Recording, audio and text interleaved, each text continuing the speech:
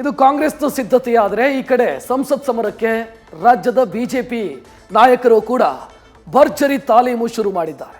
ಅಭ್ಯರ್ಥಿಗಳ ಆಯ್ಕೆ ಕುರಿತು ಅಭಿಪ್ರಾಯ ಸಂಗ್ರಹಕ್ಕೆ ಮುಂದಾಗಿರೋ ಬಿಜೆಪಿ ರಾಜ್ಯಾಧ್ಯಕ್ಷ ಮಹತ್ವದ ಸಭೆ ನಡೆಸಿದ್ದಾರೆ. ಕ್ಲಸ್ಟರ್ಗಳ ವಿಭಾಗದಲ್ಲಿ ಸಭೆ ನಡೆದಿದ್ದು ಕೆಲವೊಂದು ಕಡೆ ಹಾಲಿ ಸಂಸದರ ಸ್ಪರ್ಧೆಗೆ ವಿರೋಧ ವ್ಯಕ್ತವಾಗಿದೆ.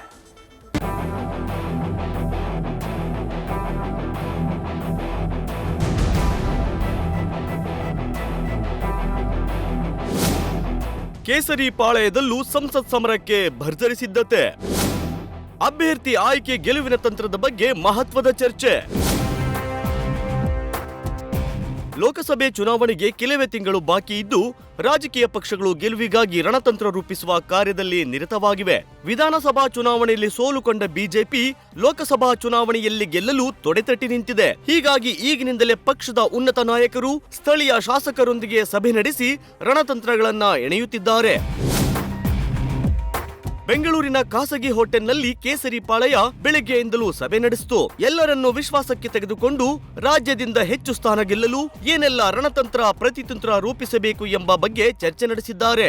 ಬಿಜೆಪಿ ರಾಜ್ಯಾಧ್ಯಕ್ಷ ವಿಜಯೇಂದ್ರ ನೇತೃತ್ವದ ಸಭೆಯಲ್ಲಿ ಹಾಲಿ ಸಂಸದರು, ಶಾಸಕರು, ಮಾಜಿ ಶಾಸಕರು ಪಾಲ್ಗೊಂಡು ತಮ್ಮ ತಮ್ಮ ಅಭಿಪ್ರಾಯಗಳನ್ನ ನಾಯಕರ ಮುಂದೆ ಮುಕ್ತವಾಗಿ ವ್ಯಕ್ತಪಡಿಸಿದ್ದಾರೆ. ಭಗವಂತ್ ಖೂಬಾಗೆ ಟಿಕೆಟ್ ನೀಡದಂತೆ ಬಿಗಿಪಟ್ಟು. ಶಾಸಕರ ವಿರೋಧ, ಸಭೆಯಿಂದ ಹೊರನಡೆದ ಖೂಬಾ.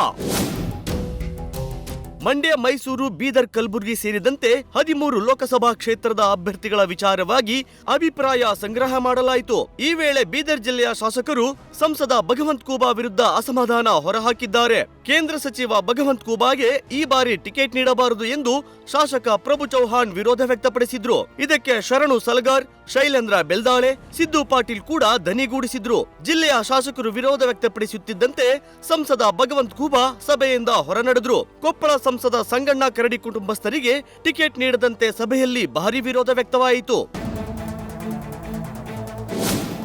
ಮೈಸೂರು ಕ್ಷೇತ್ರದಿಂದ ಪ್ರತಾಪ್ ಸಿಂಹ ಪರ ಒಲವು. ಮಂಡ್ಯದಿಂದ ಬಿಜೆಪಿ ಅಭ್ಯರ್ಥಿ ಹಾಕುವಂತೆ ಒತ್ತಾಯ.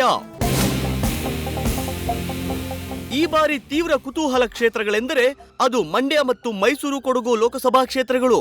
ಮೈಸೂರು ಕೊಡಗು ಕ್ಷೇತ್ರದಿಂದ ಹಾಲಿ ಸಂಸದ ಪ್ರತಾಪ್ ಸಿಂಹ ಪರವೇ ಸ್ಥಳೀಯ ನಾಯಕರು ಒಲವು ವ್ಯಕ್ತಪಡಿಸಿದ್ದಾರೆ. ಇನ್ನು ಜೆಡಿಎಸ್ ಜೊತೆ ಹೊಂದಾಣಿಕೆ ಮಾಡಿಕೊಂಡಿರುವ ಕಾರಣ ಮಂಡ್ಯ ಸಾಕಷ್ಟು ಕುತೂಹಲ ಮೂಡಿಸಿದೆ. ಹೀಗಾಗಿ ಮಂಡ್ಯದಿಂದ ನಮ್ಮ ಅಭ್ಯರ್ಥಿಯನ್ನೇ ಕಣಕ್ಕಿಳಿಸುವಂತೆ ಸ್ಥಳೀಯರು ರಾಜ್ಯಾಧ್ಯಕ್ಷರ ಗಮನಕ್ಕೆ ತಂದಿದ್ದಾರೆ.